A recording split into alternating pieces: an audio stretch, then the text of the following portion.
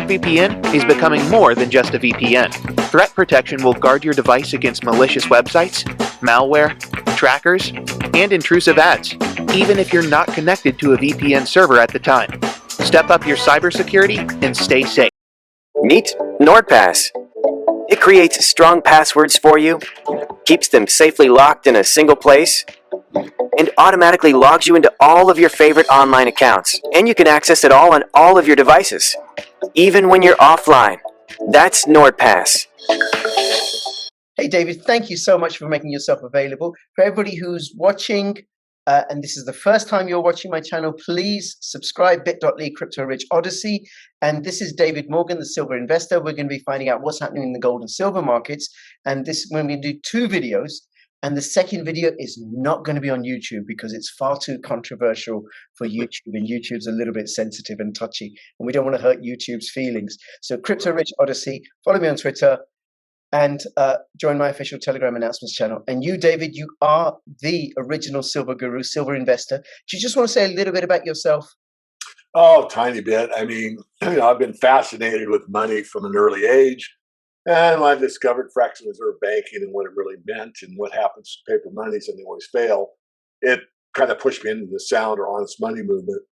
And I changed the website from silver-investor.com to the Morgan Report. Years ago, I rebranded the Morgan Report because although I'm a gold bug, silver bug, honest money advocate, I look at the entire resource sector primarily through the equity side. And we're the first on rare earth elements. We were writing about rare earth elements before people ever heard the word. We were on cobalt. We were on lithium. We were on a lot of these important minerals. And so we covered the gamut. So by rebranding the Morgan Report, obviously, you're going to get commentary on the precious metals, but you're also going to get insights into the resource sector. And sometimes we're the leader in it. So that's why I rebranded. Great. Oh, well, thank you. And I know you because I've been listening to you for 11, 12 years when I started getting interested in money and I came across Silver Guru and Silver Investor. So that's stuck in my brain. That's hardwired. But yes, it'll never go away. It'll never go away. That's right. You are shiny like silver forever, embedded in my neurons, right? And the morganreport.com, do you want to say what the service that you provide to people? Well, I do a free service, and I do a lot of interviews like this, and usually 3 a week. I post them on the blog. So if you go to the morganreport.com, just get to the blog tab and have at it. You can subscribe to our YouTube channel, or our Twitter feed, or our LinkedIn presence. They're all available. And then I have a premium service, and these are people that really want to dig deep and get what we think about not only the big picture analysis, timing on gold and silver, and primarily opportunities in the resource sector from top tier, mid tier to speculative opportunities.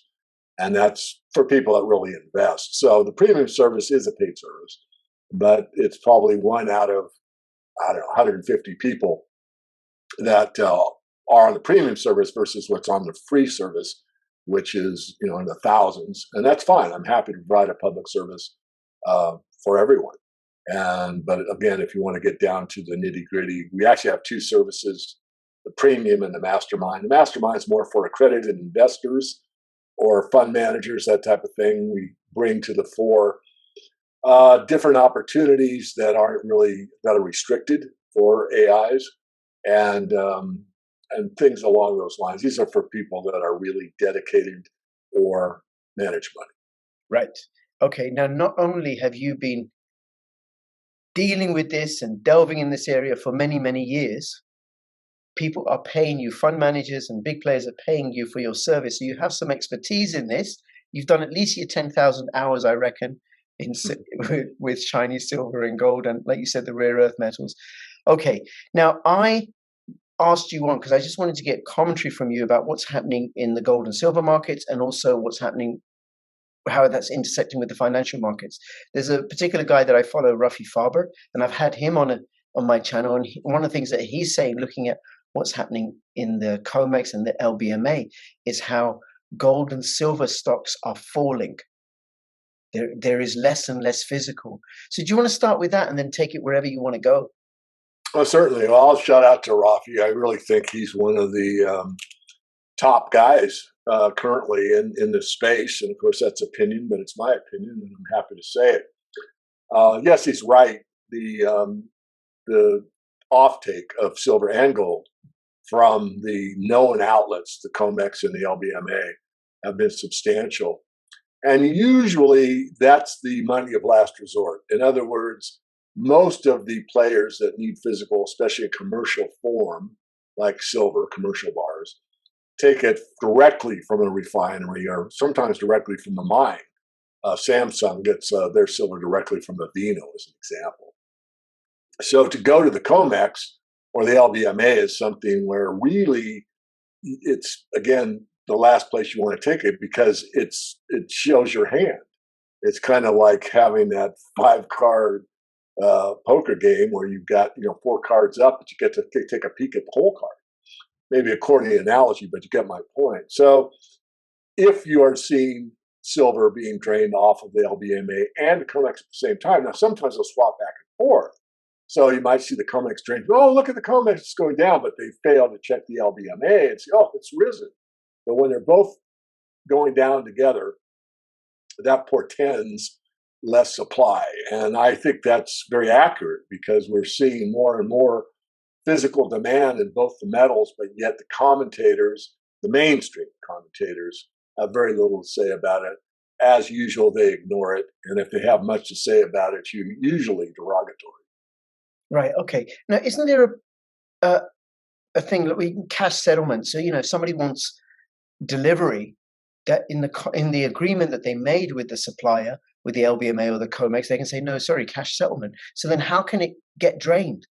It could get drained as long as people stand for delivery and the exchange is willing to settle it. But as you said, and this is a point that needs to be made over and over again, if the exchange says we're not settling in metal and sends you a check, there's not a darn thing you can do about it because it's part of the contract. Let me go a step further. Not a lot. I want to be very straight up on this. There haven't been tons and tons of, but there's been several over the years of people that have my direct contact points or go through the website and said, hey, I stood for delivery on my 2 contracts of silver and all I got was a check. Well, that's just the little guy. That's someone with pretty good means. I mean, if you've got 10,000 ounces of silver and you can buy it at $20 an ounce, we're talking a pretty fat check, right? But they have it, they want it, and yet the exchange says, no way, Jose. So how much of that goes on, I do not know. I have, empirical evidence, but it's not like I get thousands of these every delivery month. I don't. I get a few here and there. But still the point is made that they do settle in cash in some instances. So in that particular month, for an example, let's say that the powers that be on the COMEX decided that this bank, that bank, and this hedge fund they'll deliver to, but everybody that has less than 50 contracts, we'll just send them a check because these are the little guys and they're not going to make a big fuss. And if they do make a fuss, we'll just remind them that we have the power, they don't. They sign a contract that says we can send them a check, and that's what we did. So when that comes to the fore, when it's a big bank or a hedge fund or a pension fund or somebody that's very notable, like let's say a Warren Buffett, and they fail to deliver the silver and only provide a check, that's sort of the end game. That sort of lets the whole world know that something's wrong. But until that point comes, they can play at the margin as long as the big players get it and don't complain, they're okay. The problem with the futures market, not just the silver market, is that 99% really never get settled for anything but cash. It's a zero-sum game. For every winner, there's a loser. And most people are just willing to take a check. Even when you stand for delivery, and I know I'm kind of drilling down far, but even when you stand for delivery, and I've done it a few times, you can get your broker will call you and try to talk you out of it. It's like, well, why do you want it? The bars are ugly, or they're big, or they're heavy, or it costs you, you're going to have to pay for insurance and transportation. You know that, don't you? They'll just do almost everything possible to persuade you to just take a frickin' check. Don't take the silver itself. And that's true in the grain markets and other markets as well. But as we all know, it's a commodities market. And the commodities market should be about the commodities. In a way, they are, but when you really analyze it from a financial perspective, all it is a big gambling casino with a tilted table. Right. Yes, that's on the one hand, but then there's the very real use case for gold and silver as money and silver as an industrial commodity. Okay, so then the question is when? When? Yeah, that is. Yeah, I would say it's now, meaning that with the dollar hitting like new highs, the stock market hitting new highs, the bond market finally peaked in January of this year. Since gold is the opposite of the stock market, kind of the opposite of the US dollar. If you see those things making new highs, I mean, if you think about it in a very rudimentary manner, then gold should be making new lows. And it's not, so it's actually hanging in there pretty well. I just did a lecture for another group, and it's titled "What's Wrong with Gold?" And in that presentation, I basically said nothing's wrong with gold. Gold is doing its job. It could be doing a better job, but it's doing its job. It's had a CAGR, a compounded annual growth rate of about 10% for the last 22 years. It's outperformed the S&P 500 during that time frame, and it's outperformed the bond market. It's just that if you look, it depends where you put the starting line. If you put the starting line 10 years ago and bought at the peak in 2011, and you're down now, and that's been 10 years, you're pretty, you're upset. Well, gold isn't doing anything for me. And in that time frame, it hasn't. I admit that. But from the longer term, especially doing as well as it has under the conditions I just named, and what I see in the future, and you have to make up your own mind, that inflation is not going away, depreciation of the currency isn't going away, faith in governments is going to continue to deteriorate around the planet, and we are looking at interesting times ahead.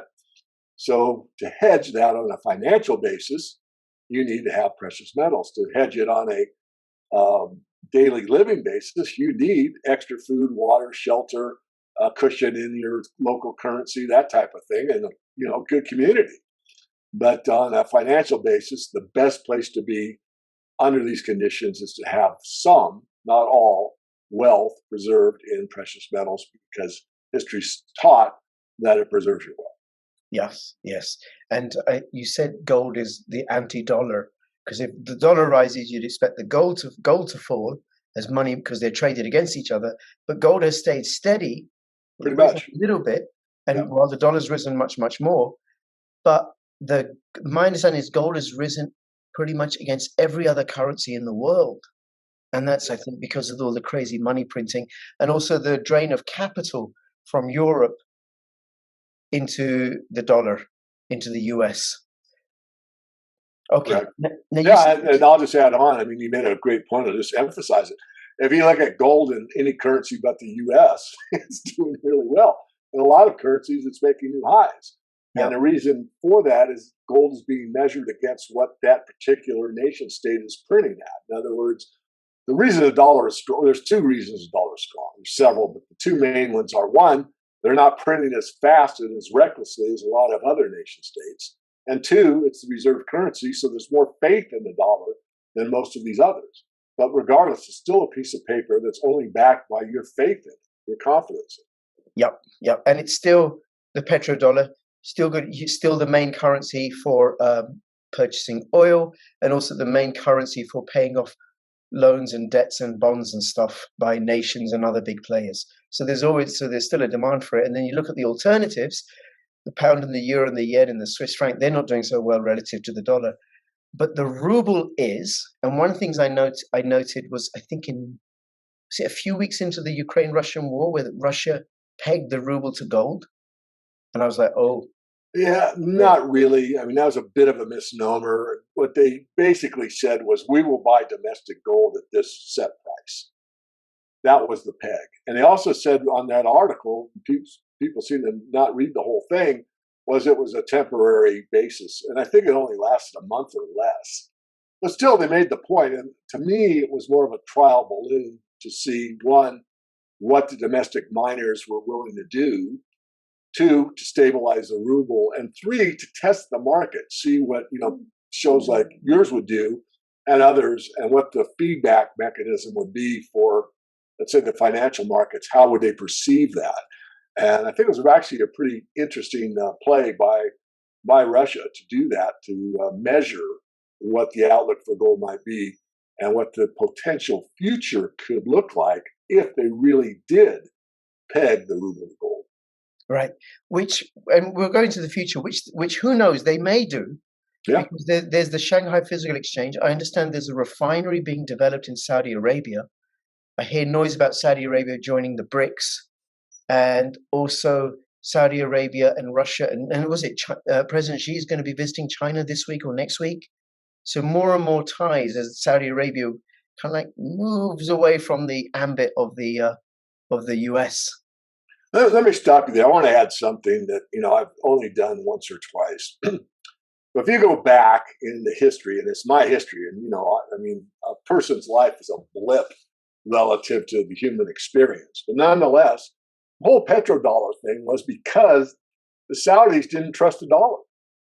The Saudis were basically saying, we want to be paid in gold. And very few people bring this up. Mm. So what happened was Kissinger went over and had this great little talk and basically did what basically the mob does. So look, we're going to offer protection money. You take our dollars and we will protect you. And you can only take dollars for settlement in oil. And they bought into that. And when they bought into that, that removed the gold from the equation. So they're settling in dollars, not in gold. On top of that, what it really did was they had all this excess dollars. So what do you do with it? Well, what they did with them is they turned them into long-term debt. So the Saudis were buying the 30-year bond, basically, the 10-year note, with bonds over and over and over again, and just stockpiled cash in a vast amount. Now, let's do a thought experiment and say that Kissinger goes over there and the Saudi says, no, we want gold and we'll protect ourselves, or Russia's going to protect us like they now do, since that whole thing has changed now. And they continue down that gold road. We wouldn't be having this talk right now, because gold would have found its equilibrium point and would be probably re-put into the monetary system. But of course, that didn't happen. We got on the petrodollar. That's ending. The U.S. is basically brushed aside. Russia's come in as the protector. More and more oil settlements are outside of the U.S. dollar, but still a lot is done in the U.S. dollar. But we're seeing that whole system break apart. And we're also seeing gold, again, hang in there, but it's got some bright days ahead, I'm certain of it. Yeah, no, I think so too. I agree with you that it's got some bright days ahead because one, it's never gone to zero. But one of the things, David, that I realized a few weeks ago, and forgive me for being so slow about this, right, is that the entire financial system, everything is underpinned by gold. Silver, Bitcoin, dollar, pound, yen, everything is underpinned by gold. And I don't think people get that. Yeah, I think Rafi Farber makes a great point. I mean, he's talked about that. Probably does a better job than I can, but basically his argument is something along these lines. I hate speaking for anyone else because that's not what I said. But the idea is that there's still some convertibility. I mean, you can still take, a bunch of currency, name it. It can be outside of the U.S., could be a peso, a ruble. It can be anything, and you can exchange that in most jurisdictions for gold. So there's some tie to gold with the currency that exists now. And basically, until that is cut totally, you're not going to see it. Now, will it be cut totally remains to be determined, but there will be a point where people just give up all their faith in the currency. Yeah. And when it happens, the run to gold will happen in such a huge way that there will probably not be the ability to satisfy the demand for gold versus the amount of currency pouring into it without the price moving substantially high. Yep, absolutely. And I think there's a pitfall for you and I, you in the US, me in the UK, that thinking that how in the Western world, how gold is regarded, apart from possibly Germany and Austria, is how it's regarded in the rest of the world. It's not the case. In South America, in Africa, in the Middle East, India, China, Russia, people they'll settle for gold. We will take gold. No problem at all, right? I'll take that barbarous relic, right? And Zimbabwe had just released a gold coin, and they're saying it's going well. They're going to issue smaller denominations, I understand. And then also there's this big find in Uganda of a big gold? Do you want to comment? The Uganda thing I kind of dismiss. I'm not saying they haven't found it. I think they've exaggerated what they found, but I don't have the facts, and anyone I know and trust in the industry does not, concurs with me. In other words, we don't really have the facts, so we can't really make a determination. But I think the other points you make are extremely important. And as you started laughing, it brought me back to the movie John Wick.